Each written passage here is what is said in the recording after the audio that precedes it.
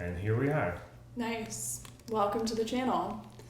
It's the last day of July. We made it through. Our month has been duty. And today we're going to talk about your career is not a life sentence. That's a good one. It starts with a quote by Seneca. How disgraceful is the lawyer whose dying breath passes while at court at an advanced age, pleading for unknown litigants and still seeking the approval of ignorant spectators.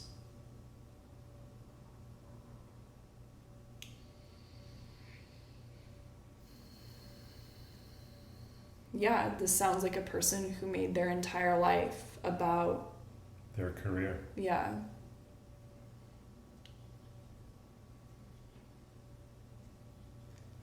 Yeah, career is important, but it should not be the identifier of who we are.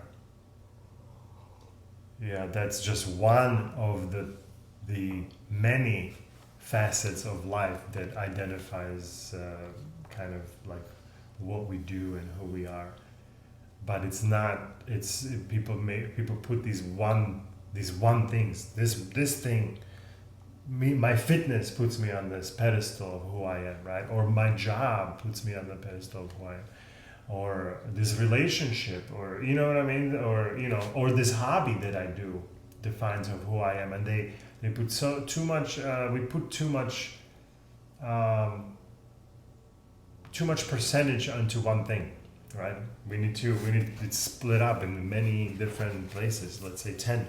So the job and career should only be about 10, like 10% kind of importance to it, right? And it's like when we say 10, I get uncomfortable. I go like, wait, 10? Oh my God, that's too little. Like it has to be more. But yeah, but what about music? What about relationships? What about family? What about travel? What about learning, being in touch with other people? Like all of these, like how is that not more important than some job or some paycheck or career? So then 10 all of a sudden sounds like, oh yeah, that's kind of like around 10, right? So, and then why do I then think that it's so much more? Even if it's like 50, that's still maybe too much. Yeah.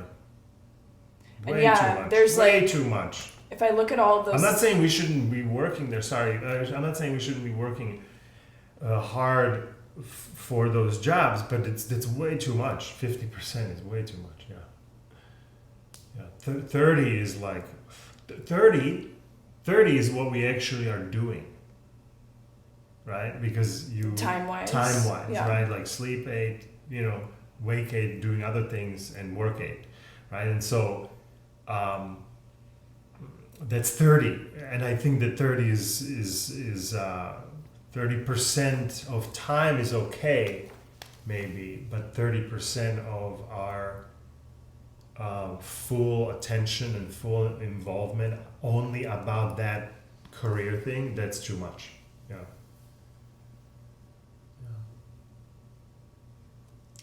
If I think about the different domains, you kind of like listed some out. It was like career, relationship, family, community, hobbies, maybe like contribution, like outside of a job. Volunteering, helping somebody who needs help. Like I don't think that my like career, I mean like it's funny because like I work part-time as a project manager and then I'm like building a yoga business and I feel like pretty driven in both of those directions. Like they both feel very strong.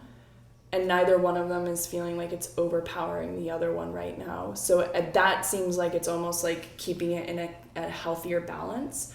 But is that balanced with all of the other domains in the most optimal way?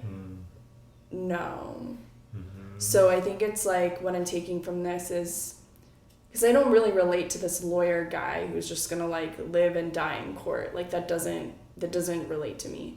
But I could relate to like a concept of like there's these different domains in life that ought to be dialed in a certain way, and it's my job to like go and optimize how they're dialed in. Yeah, because you might if we're not paying attention to how they're dialed in and how much of each is there, we then surprise ourselves when we actually go analyze it, that how much of X we're actually doing, and it's usually way too much of that. Yeah. It just gets out of balance. That's the better way to look at it. Yeah. When we're not paying attention to it, it goes off balance. And little off balance is normal, right? There's no such thing as like a perfect balance. No, the little left and right, up and down, that's totally fine, right? But like when we stop paying attention to it, now it goes to right and right, and it just becomes this totally off whack type of a thing. And so the little movement is fine. There's no such thing as a perfect, but the big movements happen because we don't pay attention to it. Yeah.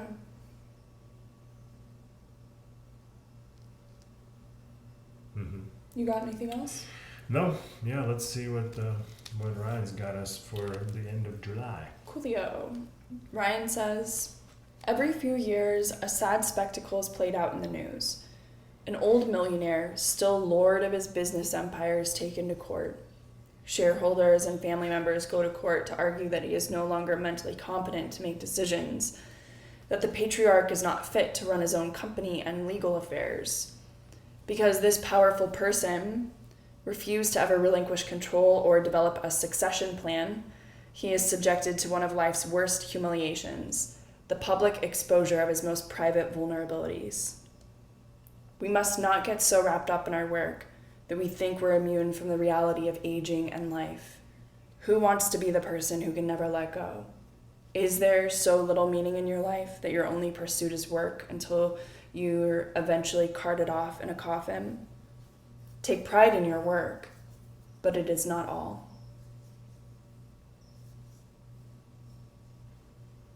I mean, at first I was like, he's talking about Logan Roy.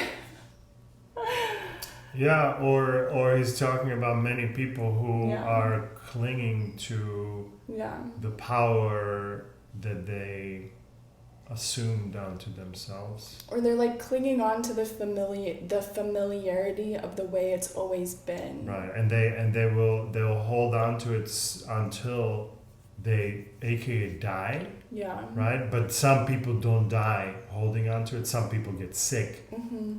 And they hold on to it, and then now the other people who are the heirs of that power will flip that onto that person and then essentially accuse them of being incapable of running it. And now this person is actually, that person actually didn't go through the process of like, hey, I accumulated this wealth and power, and now part of my life is to give that and share that power and give that power away. What Bill Gates is doing, it's actually maybe that is part of life, to give it away again. Yeah. If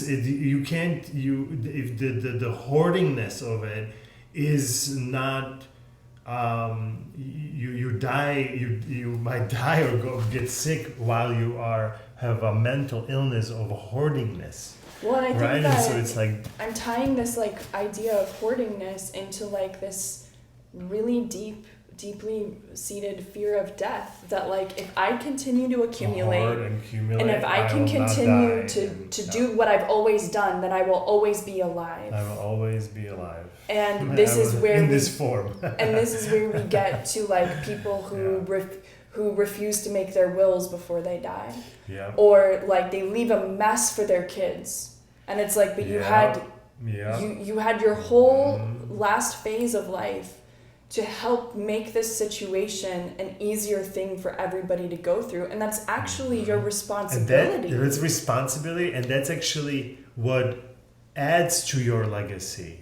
Mm-hmm.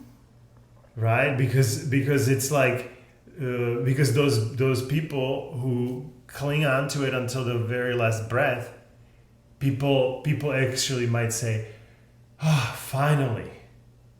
Oh, that's exactly the thing. They're actually happy that you are no longer there. Because now they can have a real conversation about what are we doing with this. Right, and then they will always remember the legacy of like, well, this person never really wanted to share anything with anyone. They held on to the very end. They held on to it to the very end. They were unable. They were in fear till the last breath. It's cowardly. Yeah. I don't want to make them feel bad, but people see it as cowardly. I would look at that and be like, oh, that's like kind of a cowardly thing to do. The only reason why I'm stuck on the cowardly and like I don't like it because it's like a name calling, but it's like I see it, like they were unable to face life fully. And it sucks, right? It sucks that like I don't want to be like, oh, they're cowards. No, I'm like, oh, that sucks. I wouldn't call them cowards. Like, I would just feel say bad. that behavior is cowardly. I feel mostly like sad that they weren't unable to get to that place where they actually even experienced that part of their life. This was robbed. They robbed themselves of that experience of. Now that I have something, I now want to share this with the surrounding. Finally I'm accepting that the people I'm going to share that with are my closest people, are the people who are most important in my life. I don't want to say that. I don't want to say it. I'm going to hold on to it. I'm me, my money, my power. Now they can do whatever they want with it. Right? And it's like, yeah, well, ultimately, it's not that what they all think of you. No, it's that I was unable to like find my people and trust them fully. You know, that hurts. Like that's and sad. I think that starts like I was unable to like face these facts for myself, because if I had faced these facts in the privacy of myself and my person, then I would have found my people. And I would have been able to do this. So I think it starts one layer inside. It's not like not finding their people or not trusting their people is already a symptom of a deeper thing, more foundational problem. Not finding your crew, right? And for your whole life, even though you might be surrounded by family and friends, but you still don't feel like they are your crew, your real crew. You feel isolated by myself. Well, and what I'm saying is that like the reason I feel like I haven't found my crew is because I haven't faced something internally, just in the privacy of my own self. So it's not even me not finding my crew is a symptom of a deeper problem. 100%. Also, sharing my power and my wealth is an outcome of figuring out my crew and how I want to fit in. If I figure this out, this power and thing, the sharing it is nothing. That's just like, what? No, that's normal. Here, there you go. Yeah, I'm good. Everybody's cool. I'm not putting myself into some situation where I'm now at the bottom of the thing. No, but sharing it. Sharing means we are in some sort of like concessions was a great Successions. It was a great whatever you call it. Example? No, I was gonna say like program, but like show or whatever, right? Because the example of that father holding on to it, holding on to everything, to pretty much the day he died, right? So, and it's like, what is the legacy? Like, do people remember him as like amazing? No, they were all like, oh my God, this guy, like finally we'll get what we were all waiting to share with our leader, because that person put themselves in that place of a leader to those people, but he then never shared anything with them.